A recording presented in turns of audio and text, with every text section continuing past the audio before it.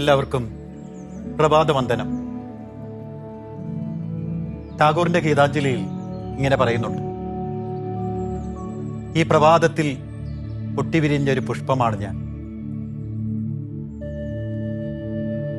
ഇന്നെനിക്ക് സൗരഭ്യമുണ്ട്, ശോഭയുണ്ട്, അനേകായിരങ്ങൾ എന്നിലേക്ക് ആകർഷിക്കപ്പെടുന്നുമുണ്ട്.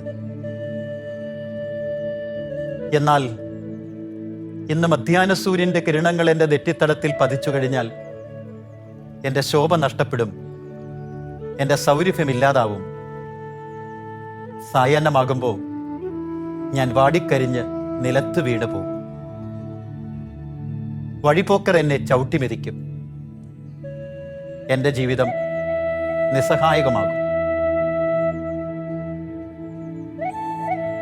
സച്ചിദാനന്ദ സ്വരൂപനായ ദൈവമേ, ഇന്ന് മധ്യാഹ്ന സൂര്യന്റെ കിരണങ്ങൾ എൻ്റെ നെറ്റിത്തടത്തിൽ പതിക്കുന്നതിന് മുമ്പ്, എൻ്റെ ശോഭ നഷ്ടപ്പെടുന്നതിന് മുമ്പ്, എൻ്റെ സൗരഭ്യമില്ലാതാകുന്നതിന് മുമ്പ്, ഞാൻ വാടിക്കരിഞ്ഞ് നിലത്ത് വീഴുന്നതിന് മുമ്പ് അങ്ങയുടെ പൂജയ്ക്കായി എന്നെ ഇറുത്തെടുക്കണമേ. മനോഹരമായൊരു പ്രാർത്ഥനയാണിത്.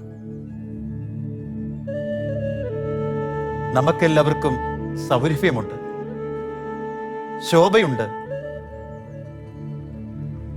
അനേകായിരങ്ങൾ ചിലപ്പോൾ നമ്മളിലേക്ക് ആകർഷിക്കപ്പെടുന്നൊന്നും ഉണ്ടാകാം. പക്ഷേ ജീവിതത്തിൻ്റെ വ്യത്യസ്തമായ യാഥാർത്ഥ്യങ്ങളിലൂടെ സഞ്ചരിക്കുമ്പോൾ, അതായത് നമുക്കൊരു മധ്യാഹ്നമുണ്ട്, നമുക്കൊരു സായാഹ്നമുണ്ട്. മധ്യാഹ്നത്തിൽ സൂര്യകിരണങ്ങൾ നമ്മുടെ നെറ്റിത്തടത്തിൽ പതിക്കുമ്പോൾ നമ്മൾ വാടിത്തളരാനുള്ള സാധ്യതയുമുണ്ട്. ചിലപ്പോൾ ശോഭ നഷ്ടപ്പെടും, സൗരഭ്യമില്ലാതാകും. സായാഹ്നത്തിൽ വാടിക്കരിഞ്ഞ് നിലത്ത് വീണു പോകാനും സാധ്യതയുണ്ട്.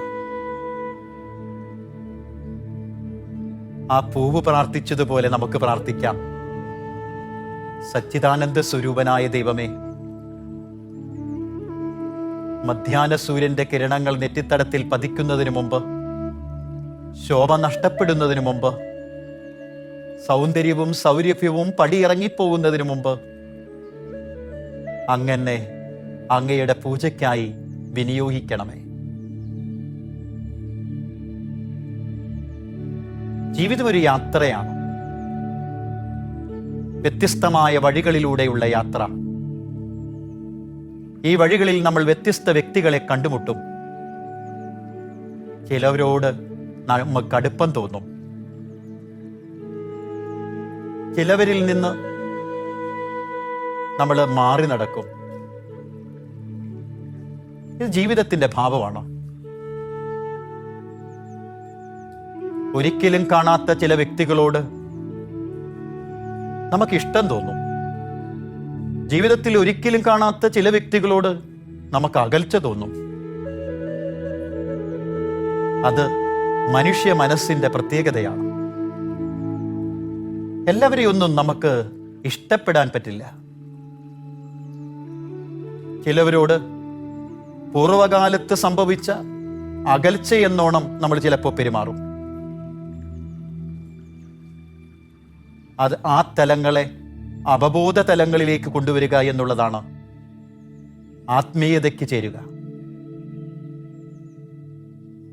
ഏതു വ്യക്തിയോടാണോ, ഏതു സാഹചര്യത്തോടാണോ നമുക്ക് അകൽച്ച തോന്നുന്നത്, ആ ത്യാഗത്തിൻ്റെ പിൻബലത്തോടുകൂടെ ആ വ്യക്തിയോട് അടുക്കാനും ആ സാഹചര്യത്തോട് രമ്യതപ്പെടാനും നമ്മൾ പരിശ്രമിക്കണം.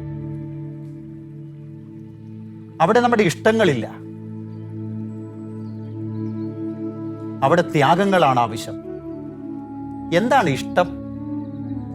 ഇഷ്ടം എന്ന് പറഞ്ഞാൽ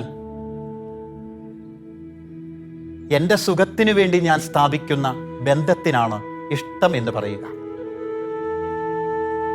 ഞാനൊരു ബന്ധം സ്ഥാപിക്കുന്നു, ആ ബന്ധത്തിലൂടെ എനിക്ക് സുഖം ലഭിക്കുന്നു, എനിക്ക് സന്തോഷം ലഭിക്കുന്നു.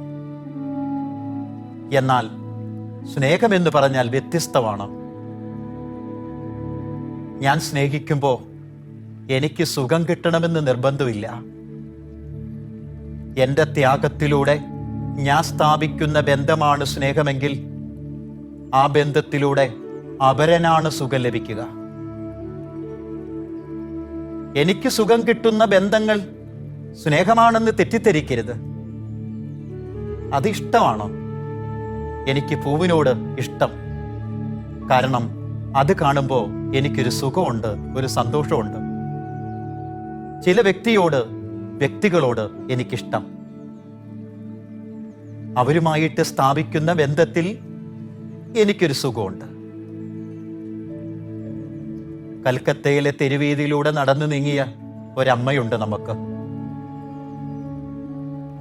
ചരിത്രം അവളെ വിശുദ്ധയെന്നാണ് വിളിച്ചത്.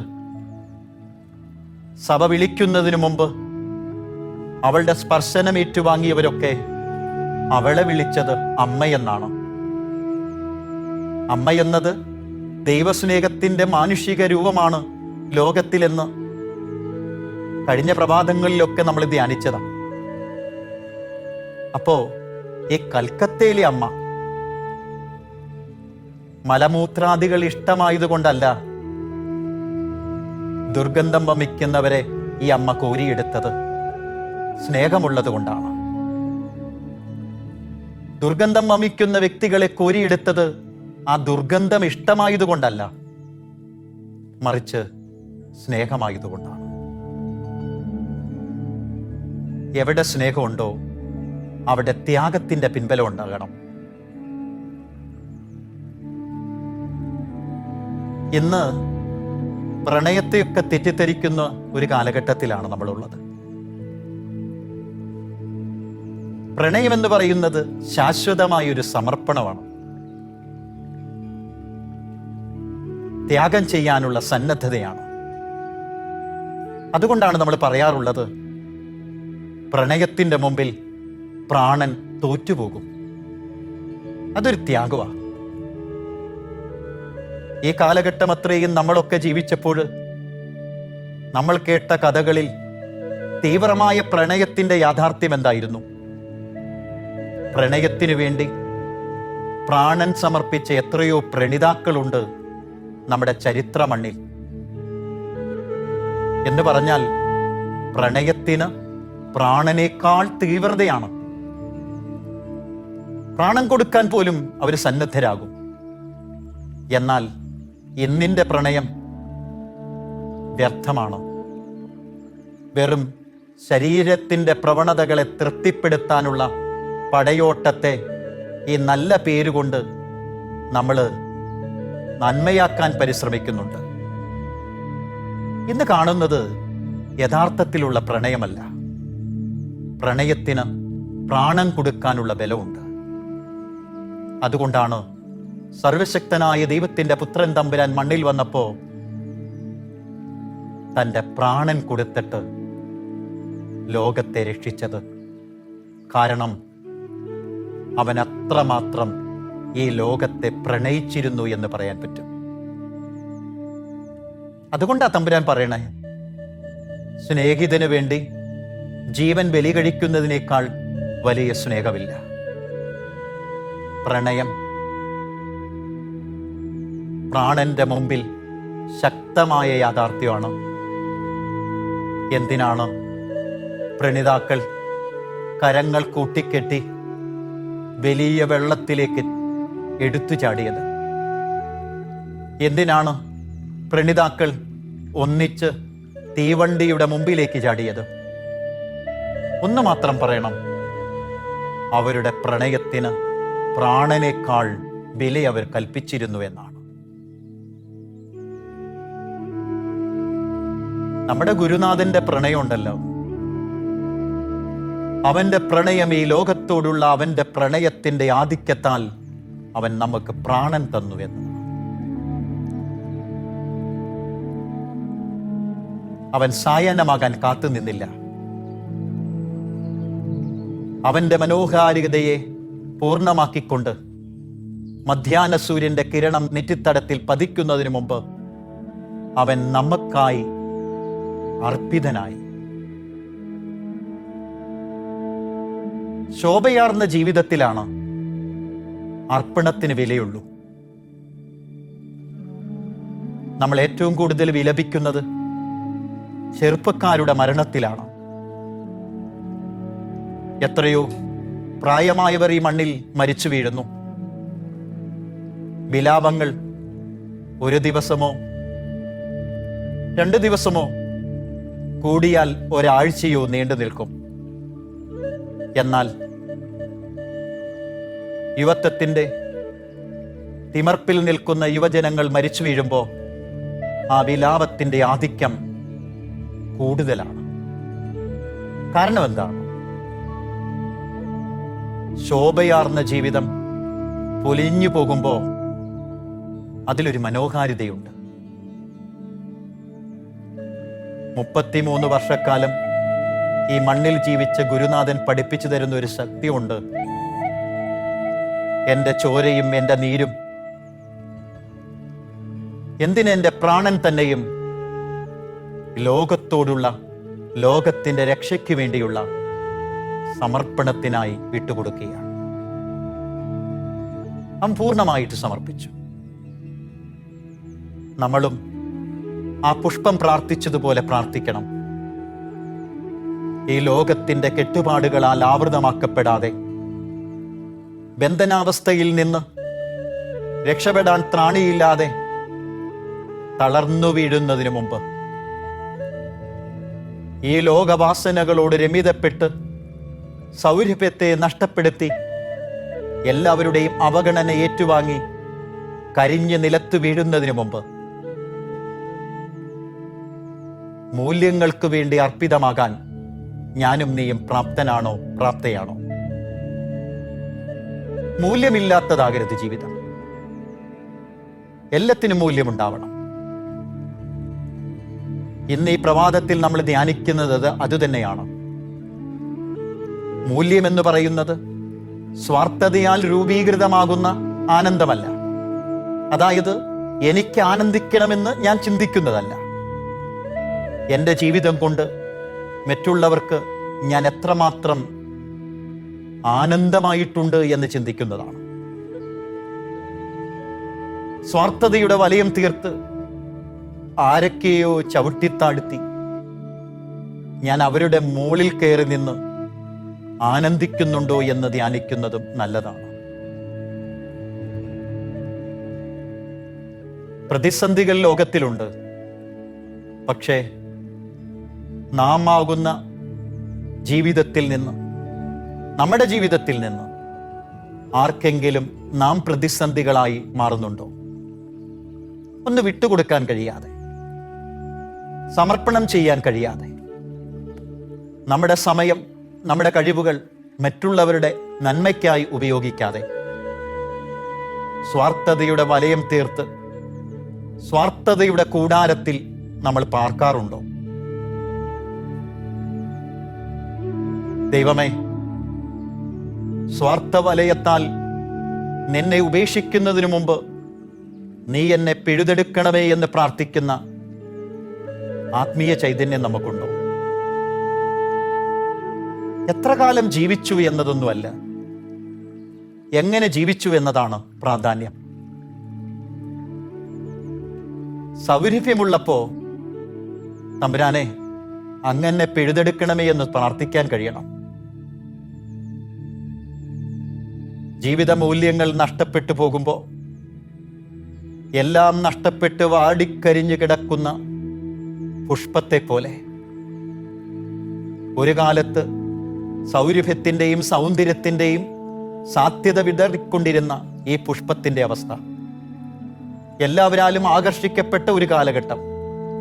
പക്ഷേ സായാഹ്നത്തിൽ ആർക്കും വേണ്ടാതെ വാടിക്കരിഞ്ഞ് നിലത്ത് കിടക്കുമ്പോൾ ആരൊക്കെയോ ചവിട്ടിമെതിക്കുന്ന അവസ്ഥ. എന്നെ തന്നെ ചവിട്ടിമെതിക്കാൻ ഞാൻ വിട്ടുകൊടുക്കാറുണ്ടോ? അതിന് കാരണങ്ങളുണ്ടാവാം. എവിടെയൊക്കെയോ സൗരഭ്യത്തിൻ്റെയും സൗന്ദര്യത്തിൻ്റെയും സാധ്യതകൾ അടർന്നു പോയതുകൊണ്ടാണ്.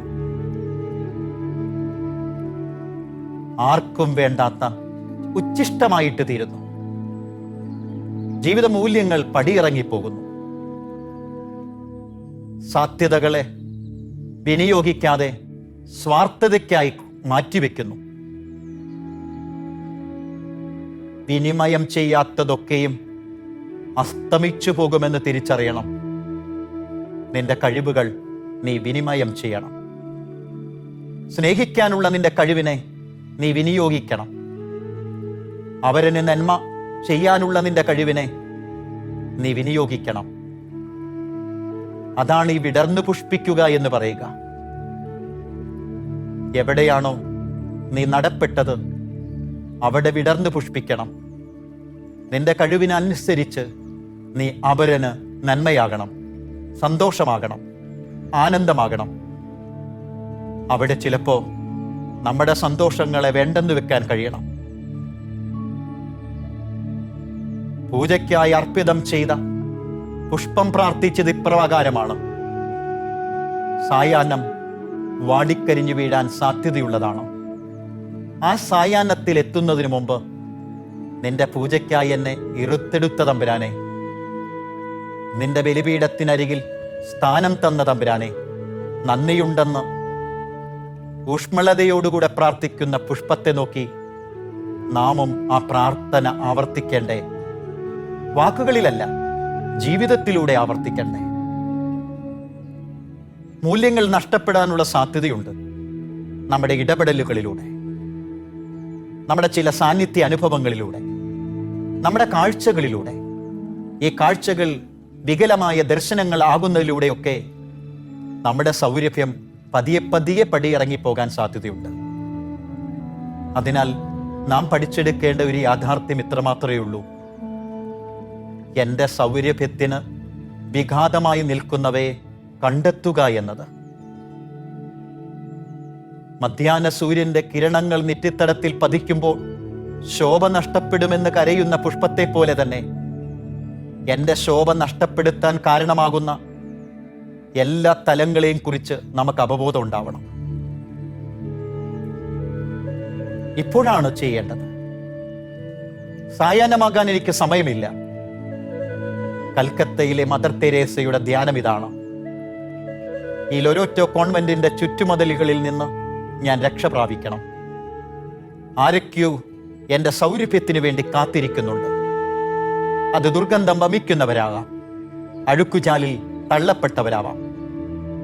ഈ ദുർഗന്ധം വമിക്കുന്ന അഴുക്കുചാലിൽ തള്ളപ്പെട്ടവർ, ആർക്കും വേണ്ടാതെ അവഗണിക്കപ്പെട്ടവർ എൻ്റെ കരങ്ങളാൽ ആവാഹിക്കപ്പെടേണ്ടവരാണ്. ഈ തിരിച്ചറിവ് കൽക്കത്തയിലെ മദർ തെരേസയെ ഒരു പുഷ്പമാക്കി മാറ്റുകയാണ്.